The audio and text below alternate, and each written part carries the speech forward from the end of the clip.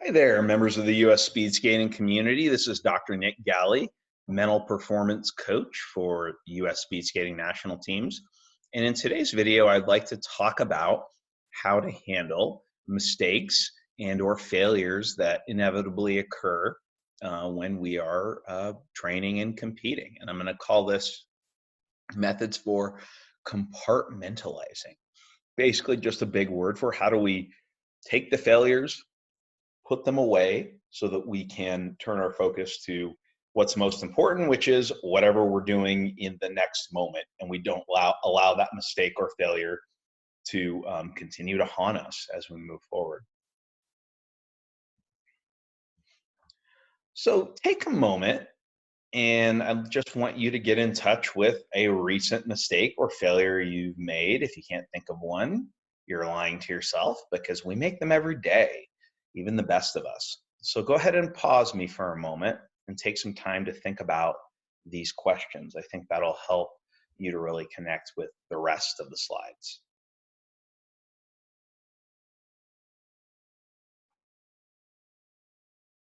Okay, so hopefully you were able to come up with something, and as we move forward, try and use this example and see how some of the ideas and strategies that I talk about, you might be able to put into practice for a problem like this or a mistake like this.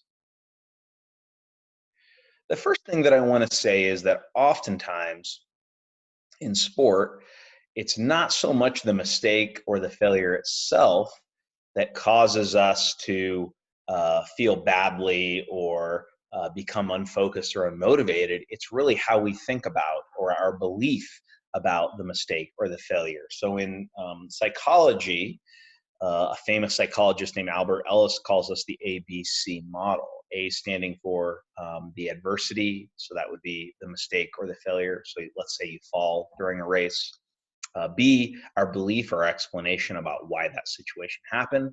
Was it somebody else in the race who did something dirty? Was it a mistake that you made? Was it an equipment failure? Was it the ice? Lots of beliefs that we might have. That belief is really much more powerful in what happens next than the adversity itself, right? So if you think that it was somebody else in the race who did something dirty versus you did something technically that you probably shouldn't have done, that can result in very different consequences. If you feel like you falling is an indicator that you're a crappy skater, you can see how that would affect what you do moving forward. So in psychology, a lot of us spend our time working on these beliefs here, the beliefs that we have about why we failed and why we made mistakes, because they really matter. Okay, tip number one, have a plan and consider the situation. So as I was thinking about, okay, what would be some tips for compartmentalizing, putting aside mistakes and failures, I thought, well, it really depends on the situation, because different situations have different demands. So I thought of three types of situations that might come up, probably not all of them, but here's the ones that popped up to me. It could be something you did during training, maybe something that your coach got on you about. So at that point, especially if it's in the middle of training, you have more laps to go, more reps, more sets. You need something quick, a quick trigger to remind you that you need to put it away and come back to it later. Whatever that looks like to you. Is it something in the environment that if you can direct your gaze to it, can that remind you that, okay, I need to put this behind me? Is it some kind of a gesture that you can make? Is it, can you just kind of brush yourself off? Can you put your hood up and back off, right? Like little things that you can do that are symbolic to you, because the longer you allow an adverse situation or a mistake to stay with you, the bigger the impact that it ends up having, even when it has happened in the past, right?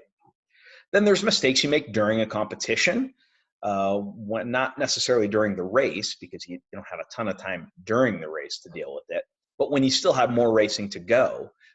So maybe it's the end of one day and you have another day or two of skating, or the end of one race and you have another race upcoming. maybe there's a little bit more time for you to do a quick review, which we're going to talk about in a minute, and reset yourself, right? Hit the reset button on your, like you do sometimes on your iPhone, reboot, recharge, whatever that means to you.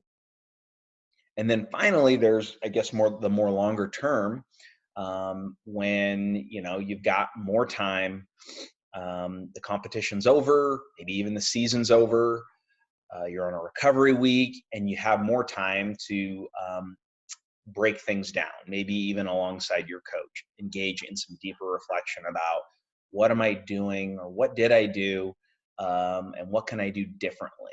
That's the time to maybe spend a little bit, more of your attention on the mistake or the failure. So, it really depends what you do, depends on the situation. Regardless, you want to take the mistake and failure and make it work for you and use it as feedback rather than work against you. So I told you I'd talk about reviewing. So my second tip is, regardless of what it looks like, I'm going to give you an idea here, but the idea is that you should be reviewing your performance regularly, ideally after every time you come off the ice, training or competition. You need some kind of a log of your work. I think that's a confidence booster in itself. I think I've talked about that in the past. But it also gives you the space and the time to really get closure, if you did have a bad practice or a bad performance. And then you can kind of put it to the side. So one format that I borrow from another sports psychologist named Jason Selk. In his book, 10-Minute Toughness, he talks about using a 3-1-1 format for your post-performance review. So the 3 is 3 things you did well. The 1 is 1 thing you wish you'd done better. And then the last 1 is one thing you can do to improve the thing you wish you had done better. So you end with some kind of a behavior, some kind of a strategy. And over time, you really begin to get some insight into what you're good at consistently and what needs work consistently. So I think even though it seems like a small thing, taking the time, making these post-performance reviews a habit can pay dividends down the road, and gives you the space to compartmentalize. And as tip number 3 says, set some limits on how much you are allowed to obsess about what happened, right? Because there's a difference between reflecting and using failure as feedback and obsessing about it. You need to set limits on yourself. If you need to set a timer, if you need to say, as long as I'm in this space, I can worry about it, but when I leave this space, I cannot. It's really important that you be able to do that.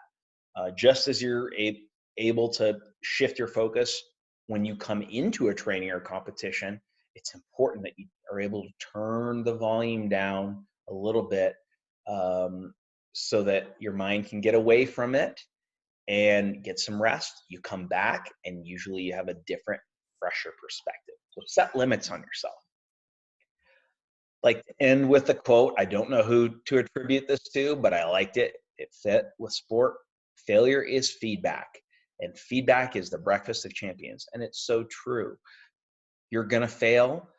There are some failures that are better than others, right? Your effort-based failures, your hustle failures, better than your failures where you weren't focused or you weren't motivated. But regardless, failure's feedback. The best athletes, the highest level performers have failed so many times, but the one thing they are able to do is to take that failure, learn from it, and get better. Thanks for listening. Hope you found something that was useful for you.